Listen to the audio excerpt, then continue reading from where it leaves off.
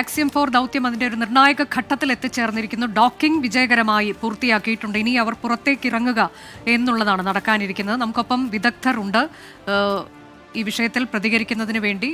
പ്രേക്ഷകർക്ക് വിശദമായി തന്നെ കാര്യങ്ങൾ പറഞ്ഞു നൽകുന്നതിനായി ശാസ്ത്രലേഖകരായ ഡോക്ടർ എ രാജഗോപാൽ കമ്മത്ത്, ശ്രീ ദിലീപ് മലയാലപ്പുഴ എന്നിവരാണ് നമുക്കൊപ്പം അതിഥികളായി ചേരുന്നത്. ഞാൻ അതിഥികളിലേക്ക് പോവുകയാണ്. ഒപ്പം തന്നെ തത്സമയ വിവരങ്ങൾ പ്രേക്ഷകരെ അറിയിച്ചുകൊണ്ടുമിരിക്കും. ഡോക്ടർ എ രാജഗോപാൽ കമ്മത്ത്, ഇപ്പോൾ ഡോക്കിംഗ് വിജയകരമായി പൂർത്തിയായിരിക്കുന്നു എന്നുള്ളതാണ്. ഇത് 4:30 എന്നുള്ളതാണ്. പക്ഷേ അതിനേക്കാൾ ഏതാണ്ട് ഒരു അരമണിക്കൂർ മുൻപ് തന്നെ ഡോക്കിംഗ് നടന്നിരിക്കുന്നു. അത് എന്തുകൊണ്ടാകാം? മറ്റൊന്ന്, ഇനിയിപ്പോൾ എപ്പോഴാണ് ഇവർ പുറത്തേക്ക് ഇറങ്ങുക എന്നുള്ളത്? 1 മണിക്കൂർ സമയമൊക്കെ എടുക്കുമോ? അങ്ങനെയൊക്കെയാണ് കാണുന്നത്, വായിച്ചറിയുന്നത് അങ്ങനെയാണ്.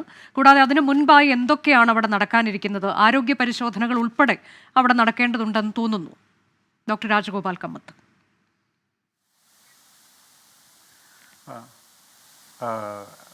ഷക്സിൻ്റെ ദൗത്യത്തിൻ്റെ രണ്ടാമത്തെ സങ്കീർണമായ ഘട്ടം ഏകദേശം പൂർത്തിയായി വരികയാണ്.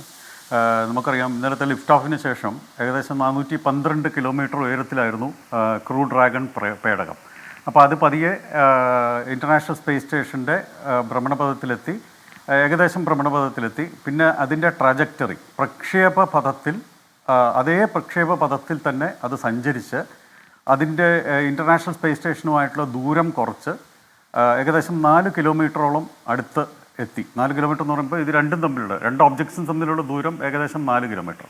അതിനുശേഷം പതിയെ മുന്നോട്ട് നീങ്ങുകയും അതിന് റോക്കറ്റുകളുണ്ട്. ക്രൂ ഡ്രാഗണിൽ തന്നെ റോക്കറ്റുകളുണ്ട്.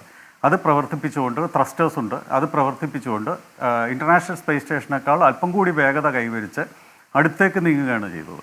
അപ്പോൾ ഡോക്കിംഗ് എന്ന് പറയുമ്പോൾ അതിന് 2 തരം ഘട്ടങ്ങളുണ്ട്. ഒന്ന് സോഫ്റ്റ് ക്യാപ്ചർ, ഒന്ന് ഹാർഡ് ക്യാപ്ചർ.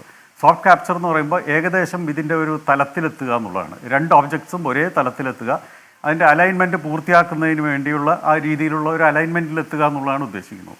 അത് കഴിഞ്ഞിട്ട് പതിയെ നമ്മളിപ്പോൾ കണ്ട പോലെ ഇത് പതിയെ അതിനടുത്തേക്ക് നീങ്ങും. പതിയെ ക്രൂ ഡ്രാഗൺ വേഗം കൂട്ടിക്കൊണ്ട് അതിനടുത്തേക്ക് നീങ്ങുകയും പിന്നീടാണ് ഹാർഡ് ക്യാപ്ചറിൻ്റെ ഒരു ഘട്ടം വരുന്നത്. അതിന് മുമ്പായിട്ട് ഈ 2 ക്യാപ്ചേഴ്സിൻ്റെ ഇടയ്ക്ക് ഇത് ലിഡാറും തെർമൽ ഇമേജിങ് നടത്തും. അതായത് ലേസർ ഇമേജിങ്ങും തെർമൽ ഇമേജിങ് നടത്തി അതിൻ്റെ പൊസിഷൻ ക്ലിയർ ആക്കിയിട്ട് കൃത്യമായിട്ടാണ് ആ ലാച്ചസിലേക്ക് പോയി ഡോക്ക് ചെയ്യുന്നത്.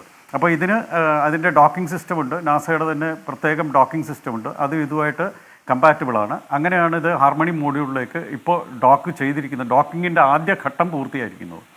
അടുത്ത ഘട്ടങ്ങളെന്ന് പറയുന്നത് വളരെ പ്രധാനപ്പെട്ടതാണ്. കാരണം ക്രൂ ഡ്രാഗണിലെയും ഇൻ്റർനാഷണൽ സ്പേസ് സ്റ്റേഷനിലെ ആ എയർ പ്രഷർ ക്രമീകരിച്ച ക്യാപ്സ്യൂൾ പ്രദേശത്തെയും മർദ്ദം ക്രമീകരിക്കണം.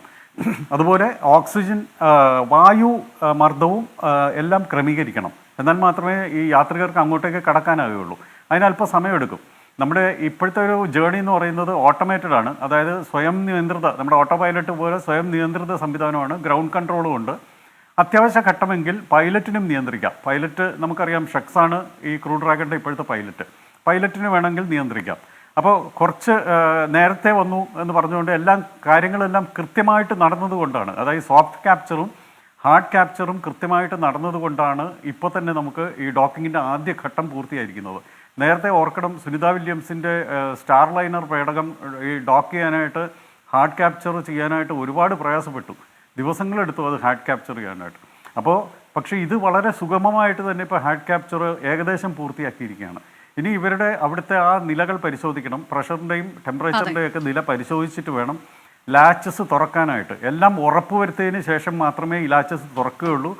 പിന്നീട് മാത്രമേ അതിലേക്ക് എൻട്രി, അതിന് സമയമെടുക്കും. ചിലപ്പോൾ മണിക്കൂറുകൾ എടുത്തേക്കും എൻട്രി സാധ്യമാകാൻ വേണ്ടി. എല്ലാം ക്രമീകരണം അതിനുശേഷം മാത്രമേ. അതിപ്പോൾ ഇതിനകത്ത് അവരുടെ എൻട്രി കാണിക്കാനായിട്ട് ക്യാമറകളുണ്ട്. നമ്മൾ നേരത്തെ കണ്ടിട്ടുണ്ട്. ഇതിൻ്റെ ആ പ്രഷറൈസ്ഡ് ക്യാപ്സ്യൂൾ അല്ലെങ്കിൽ പ്രഷർ ക്രമീകരിച്ച ക്യാപ്സ്യൂളിനകത്ത് ക്യാമറകളുണ്ട്. നമുക്ക് തീർച്ചയായിട്ടും ആ എൻട്രി, ഈ ഡോക്കിങ്ങും ഒക്കെ നമുക്ക് കൃത്യമായി, ഡോക്കിങ് ഇപ്പോൾ കണ്ടതുപോലെ തന്നെ അതിൻ്റെ അകത്തു നിന്നുള്ള ആന്തരികമായിട്ടുള്ള ചിത്രങ്ങൾ നമുക്ക് ഉടനെ തന്നെ ലഭിച്ചു തുടങ്ങും. ഇപ്പോൾ തന്നെ തത്സമയം അവർ വിവരങ്ങൾ നമുക്ക് തരുന്നുണ്ട്. അപ്പോൾ ശുഭാംശുവിൻ്റെ ISSലേക്ക് വേണ്ടിയിട്ടുള്ള എൻട്രി നമുക്ക് കൃത്യമായിട്ട് കാണാൻ പറ്റും. ഈ അടുത്ത കുറച്ച് സമയത്തിനുള്ളിൽ തന്നെ കാണാൻ പറ്റും. എല്ലാം ക്ലിയർ ആയിട്ട് നടക്കുകയാണെങ്കിൽ എനിക്ക് തോന്നുന്നു 1-2 മണിക്കൂറിനുള്ളിൽ സാധ്യമാകുമെന്നാണ് തോന്നുന്നത്.